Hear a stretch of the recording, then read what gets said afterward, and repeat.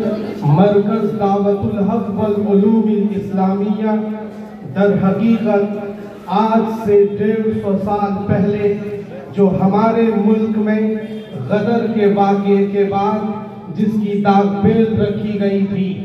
ہمارے بزرگوں نے جس کی بنیاد رکھی تھی، اس زمانے میں جب انگریزوں نے ملک میں اسکول اور کالجز کا نظام چلایا اور مہارانی برطانیہ کے وائسرائے نے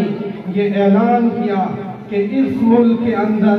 ہم اب ہندوستانی مسلمانوں کو ایسی تعلیم پڑھائیں گے جو رنگ و نسل کے اعتبار سے جسے پڑھ کر وہ ہندوستانی مسلمان رنگ و نسل سے تو دکھیں گے لیکن ذہن و فکر کے اعتبار سے ہر ہندوستانی ایک انگلستانی کی طرح ہوگا۔ جب یہ آواز ہمارے بزرگوں کے کانوں سے ٹکرائی تو ایک مرد قلندر کنگروں کی سرزمین سے اٹھا اور ایک مرد قلندر نانوتا کی سرزمین سے اٹھا اور دوسرا مرد قلندر دلی کی سرزمین سے اٹھا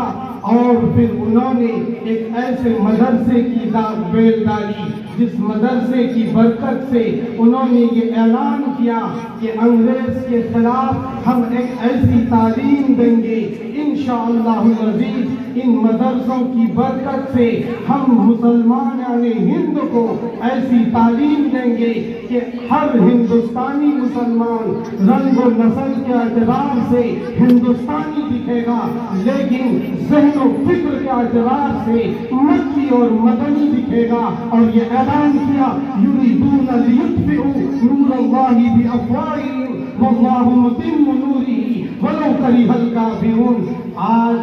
دارالعلوم دیوبند کی اسی تحریک کی یہ کڑی مرکز دعوت الحق والعلوم الاسلامیہ جے پور کھڈا کالونی کے اندر موجود ہے۔ بظاہر آپ کو یہ فیل ہوتا ہوگا کہ ایک معمولی سا ادارہ ہے جہاں تھوڑے بہت بچوں کو پڑھا دیا جاتا ہے، نہیں،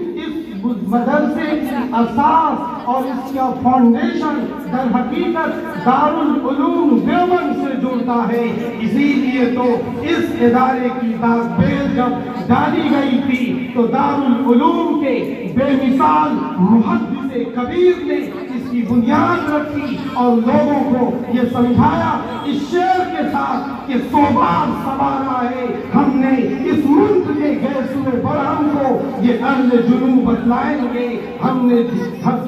نے دیا ہے عالم کو اس بزم جنوب کے دیوانے ہر راہ سے پہنچے یزدہ تک ہے عام ہمارے افسانے دیوار چمن سے زندہ تک۔ یہ انہی بزرگ کا یہ شعر ہے جو کسی زمانے میں اس مدرسے کی جنہوں نے داغ بیل ڈالی، جنہیں ہم مولانا ریاست علی بجنوری نبر اللہ مرتبہ اللہ ان کی قبر پر شبنم افشانی کرے۔ بہرحال میں زیادہ وقت آپ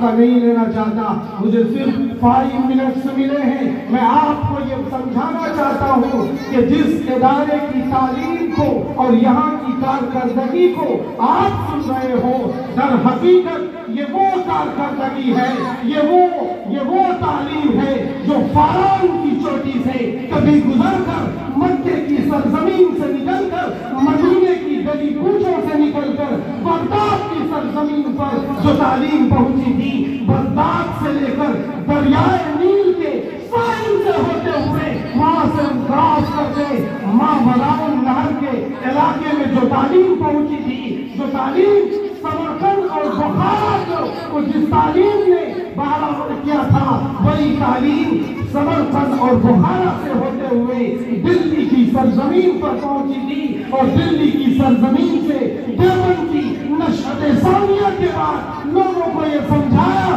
کہ یہی وہ تعلیم ہے جو محمد الرسول اللہ صلی اللہ علیہ وسلم نے مصعب بن عمیر کو دی تھی،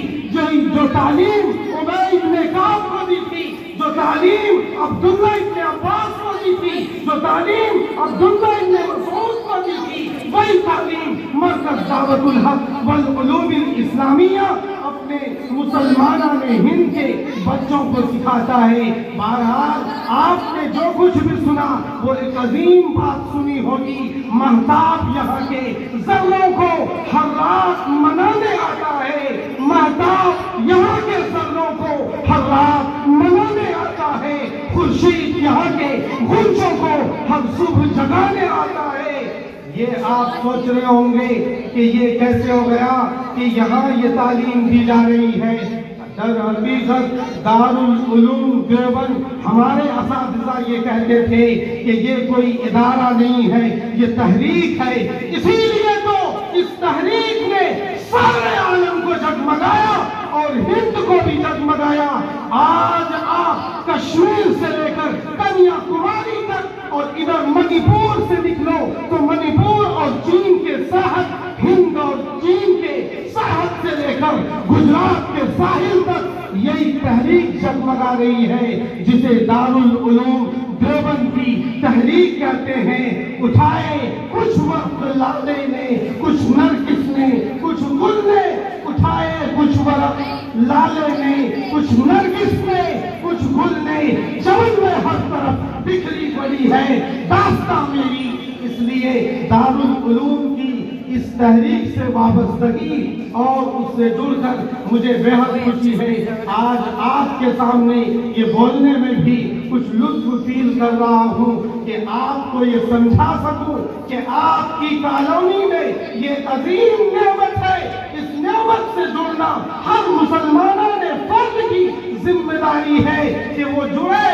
اور اپنے ننھے منھے بچوں کو اسلامی تعلیم یہاں سے دلوائے، اپنے بچوں کو حافظ قرآن بنائے اور عالم دین چہارم تک یہاں تعلیم ہوتی ہے، یہاں تک آپ اپنے بچوں کو تعلیم دلوائیں تاکہ آپ جب یہاں تعلیم دلواؤ گے تو آپ کے بچے آگے چل کر اس مشن سے جڑیں گے اور آخر تک اللہ اور حضرت محمد مصطفیٰ صلی اللہ تعالی علیہ وسلم پر جو دین اترا اس دین کے لیے وہ بچہ کام کرے گا تاکہ ہم اور آپ بھی اس سے فائدہ اٹھا سکیں، ہماری نسلوں کو بھی فائدہ ہو سکے۔ بہرحال میرا وقت شاید پورا ہو چکا ہوگا، میں آپ سے اب زیادہ دیر تک آپ کے ساتھ نہیں رہنا چاہتا، اب رخصت چاہوں گا یہ کہہ کر کہ اڑائی قمریوں نے، طوطیوں نے، عندلیبوں نے،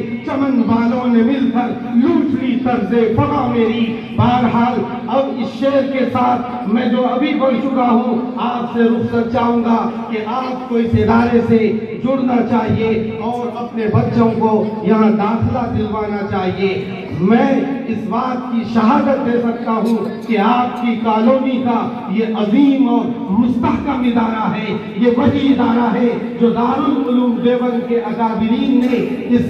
دلی، شمالی دلی اور مشرقی دلی کے بیچ قائم کیا تھا تاکہ تحریک دارالعلوم کا چراغ یہاں بھی جگمگایا جا سکے اور وہی روشنی یہاں بھی مل سکے جو روشنی مصعب بن عمیر نے جلائی تھی۔ بہرحال میں اسی کے ساتھ اپنی بات ختم کرتا ہوں۔